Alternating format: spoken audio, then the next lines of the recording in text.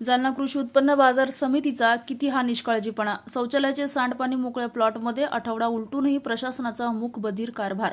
माध्यमांनी आवाज उठवला तरी प्रशासन गप्प। उपाययोजनेच्या अपेक्षा आता जिल्हाधिकाऱ्यांकडून व लोकप्रतिनिधींकडून।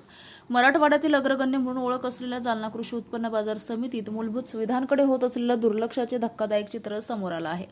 बाजार समिती परिसरातील शौचालयाचे सांडपाणी सेफ्टी टँकमध्ये न सोडता थेट ओपन स्पेसमध्ये सोडलं जात आहे। परिणामी परिसरात मलमूत्र आणि सांडपाणी साचून तीव्र दुर्गंधी पसरली आहे। डास मच्छरांची उत्पत्ती वाढून साथीच्या आजारांचा धोका निर्माण झाला आहे। दररोज शेकडो व्यापारी आणि शेतकरी येथे येत असताना त्यांच्या आरोग्याशी सरळ खेळ सुरू असल्याची भावना व्यक्त होत आहे। विशेष म्हणजे या गंभीर समस्यांबाबत जालन्यातील स्थानिक माध्यमांनी आठवडाभरापूर्वीच बातम्या प्रकाशित केल्या होत्या। मात्र एक आठवडा उलटूनही बाजार समिती प्रशासनाने कोणतीही ठोस उपाययोजना केलेली नाही।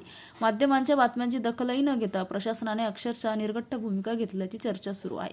व्यापारी आणि शेतकऱ्यांची बाजू मांडण्यासाठी माध्यमे पुढे येत असताना बाजार समिती प्रशासन मात्र डोळेझाक करत असल्याचा आरोप होत आहे। सांडपाण्याचा प्रश्न कायम असतानाही त्यावर कोणतीही कारवाई न होणे हे गंभीर दुर्लक्ष मानलं जात आहे।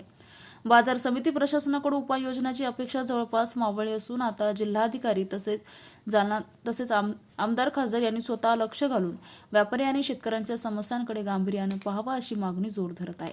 मराठवाड्यातील मोठी बाजारपेठ म्हणून ओळख असलेल्या या ठिकाणी मूलभूत सुविधांचा अभाव अधिकाऱ्यांना शोभणारा नसल्याची टीका होत आहे। शौचालयाच्या सांडपाण्याची योग्य विल्हेवाट लावावी अशी संतप्त प्रतिक्रिया उमटत आहे।